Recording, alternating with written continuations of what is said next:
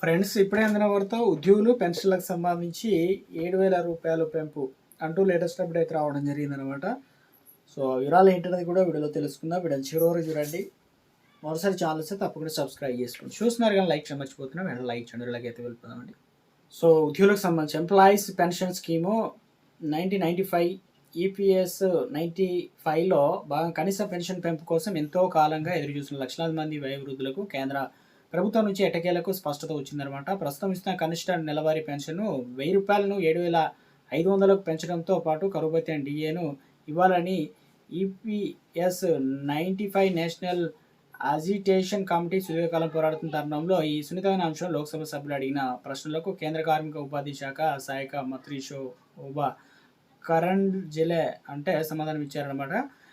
వివిధ కార్మిక సంఘాలు ప్రజాప్రతినిధుల నుంచి ఈపీఎఫ్ 95 కనీస పెన్షన్ పెంచాలని ప్రతిపాదన వచ్చిన మాట వాస్తవేనని మంత్రి అంగీకరించారు. అయితే పింఛన్ మొత్తాన్ని 7,000కు పెంచేందుకు విషయం ప్రభుత్వం ఇప్పటివరకు ఎలాంటి తుది నిర్ణయం తీసుకోలేదని చెప్పేసి స్పష్టం చేశారు. ఇక పింఛన్ నిధి నిర్మాణ కేంద్రం ఇచ్చే మద్దతు పింఛన్ మొత్తాన్ని పెంచే వీలుగా అదనపు బడ్జెట్ కేటాయింపులు కానీ లేదా పెన్షన్ ఫండ్ నిధి కానీ పునర్వ్యవస్థీకరణ కానీ ప్రభుత్వం చేస్తుందని లోక్సభ సభ్యులు ప్రశ్నించారు. పింఛన్ నిధి నిర్మాణం కేంద్రం ఇచ్చే మద్దతు కావచ్చు, పింఛన్ మొత్తాన్ని పెంచే వీలుగా అదనపు బడ్జెట్ కేటాయింపులు కానీ లేదా పెన్షన్ ఫండ్ కానీ పునర్వ్యవస్థీకరణ కానీ ప్రభుత్వం చేస్తుందని చెప్పేసి ప్రశ్నించారనమాట. ఈ పథకానికి సంబంధించి ఈపీఎఫ్ అనేది నిర్ణీత ప్రయోజనం ఆధారంగా నడిచే సామాజిక భద్రత పథకమని మంత్రి వివరించారు. ఇక ఈ పెన్షన్ ఫండ్ నిధి అనేది ప్రధానంగా 2 రకాల విరాళాలతో రూపొందిస్తుంది. ఒకటి యజమానుల వాటా ఉద్యోగి వేతనంలో 8.33% ఫండ్కు జమ అవుతుందని చెప్పేసి కేంద్ర ప్రభుత్వం వాటాకు నెలకు 15,000 రూపాయలు వేతనం పరిమితి లోబడి బడ్జెట్ మద్దతుగా 1.16% నిధులు సమకూరుతాయని చెప్తున్నారు. ఈ జమ అయినటువంటి మొత్తం కూడా నుంచే పింఛన్దారులకు ప్రయోజనాలను చెల్లిస్తున్నామని మంత్రి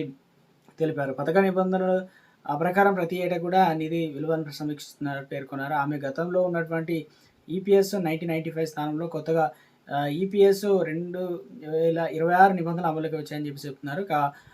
దాదాపుగా 1,000 కనీస బడ్జెట్ తోడ్పడుతుందని ఈపీఎఫ్ నెలకు వచ్చే కనీస పెన్షన్ 1,000 హామీ నెరవేర్చేందుకు ఈ కేంద్ర ప్రభుత్వం బడ్జెట్ ద్వారా ఆర్థిక సాయం అందిస్తుందని కరంద్లాజే ప్రస్తావించారు. ఈ తోడ్పాటులో ఎంతో ఉపయోగకరంగా ఉంటుందనే విధంగా చెప్తూ ప్రయత్నం చేసిన విరాళానికి పూర్తి అదనంగా ఆమె వివరించే ప్రయత్నం అయితే చేయడం జరిగిందనమాట. లక్షలాది మంది వయోవృద్ధులు జీవన ప్రమాణాలకు సంబంధించిన డిమాండ్ ప్రభుత్వం ఎప్పటిలోగా నిర్ణయం తీసుకుంటుందని ప్రశ్నించగా మంత్రి తీర్చడమైన సమయ పరిమితి ఏమీ వెల్లడించలేదు. ఈపీఎఫ్ఓ సభ్యులు సామాజిక భద్రతను బలోపేతం చేయడానికి ప్రభుత్వం కట్టుబడి ఉందని చెప్పేసి, అయితే పింఛన్ నిధి దీర్ఘకాలిక మనుగడకు భవిష్యత్తులో వచ్చే ఆర్థిక బాధ్యత పరిగణలోకి తీసుకున్న తర్వాతనే ఏదైనా నిర్ణయం తీసుకుంటున్నదని చెప్పేసి అప్డేట్స్ అయితే ఇవ్వడం జరిగింది.